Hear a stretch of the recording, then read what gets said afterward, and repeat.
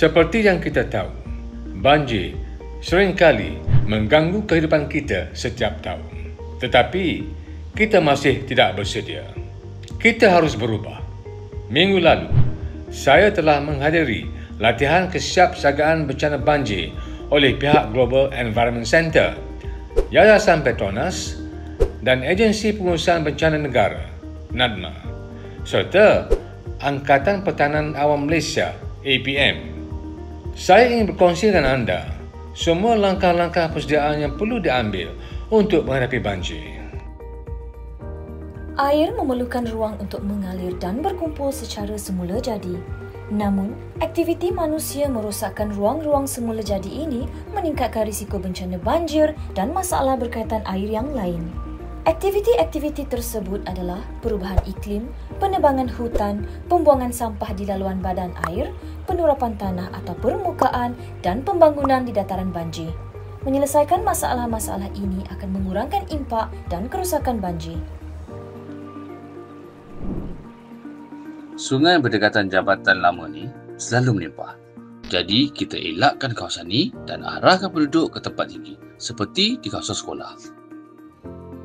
Apa fungsi rancangan ni? Banjir tetap akan berlaku dan air akan melimpah.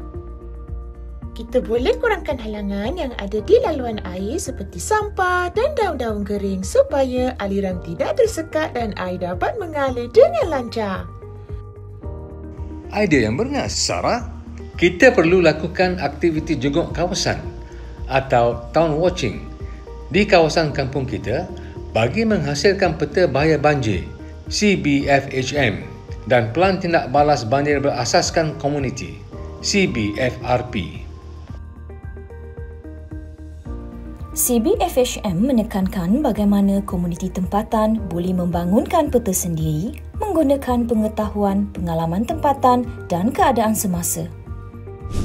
CBFRP pula adalah tindakan yang perlu diambil untuk menyediakan laluan selamat semasa banjir dan menekankan perkara yang perlu dilakukan oleh pihak-pihak tertentu seperti tindakan individu, komuniti, agensi dan lain-lain.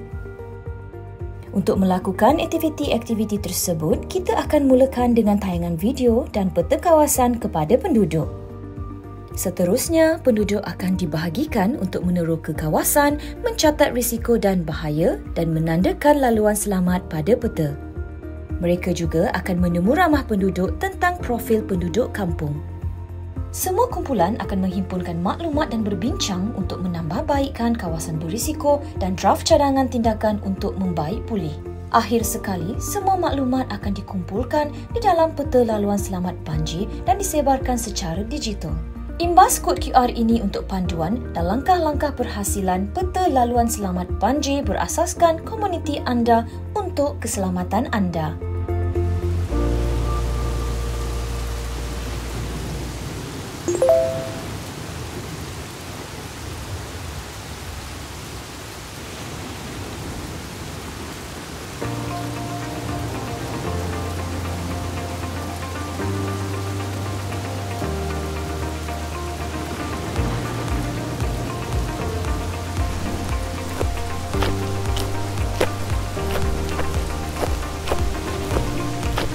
Perhatian semua. Amaran banjir telah dikeluarkan. Sila ikuti perancangan dan bergerak segera ke tempat selabat. Pusat pemindahan sementara.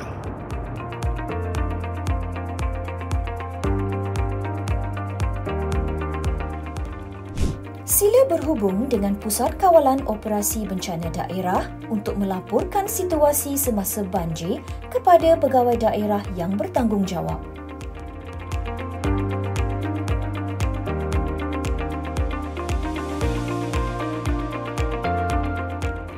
Ikuti arahan yang telah dikeluarkan oleh Angkatan Pertahanan Awam Malaysia atau pihak di Pos Kawalan Tempat Kejadian atau Pusat Kawalan Operasi Bencana.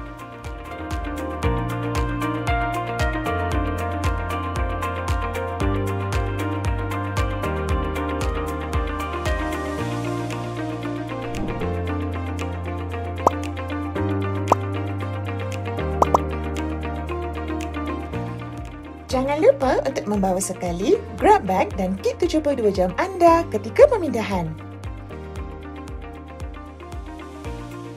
Bagus, Sarah. Sekarang, mari kita lihat apa yang perlu dimasukkan ke dalam grab bag iaitu beg kecemasan kalis air anda.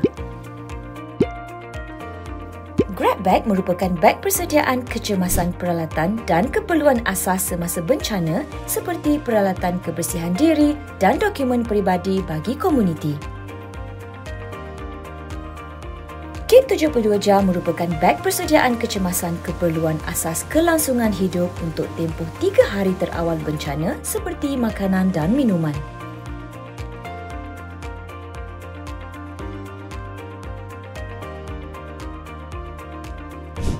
Pastikan anda telah mendaftar dengan sistem MyIBJKM dan memuat naik maklumat anda sebelum sebarang insiden berlaku. Langkah ini penting untuk merekodkan kehadiran anda, memudahkan pengurusan data dan memastikan anda menerima maklumat terkini berkaitan keadaan banjir di kawasan anda. Ia juga merupakan langkah-langkah penting dalam proses permohonan bantuan wang ihsan.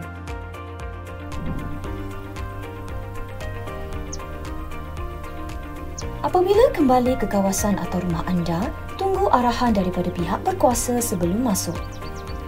Setelah dibenarkan, ambil langkah berjaga-jaga ini. Periksa dengan agensi berkaitan sebelum memasuki kawasan atau rumah. Pakai pakaian yang tahan lasak seperti baju hujan atau boot. Periksa struktur bangunan sebelum masuk. Waspada dengan wayar elektrik, paip gas dan objek tajam yang terdedah. Gunakan alatan seperti batang kayu untuk mengalihkan barang, elakkan sentuhan langsung untuk keselamatan.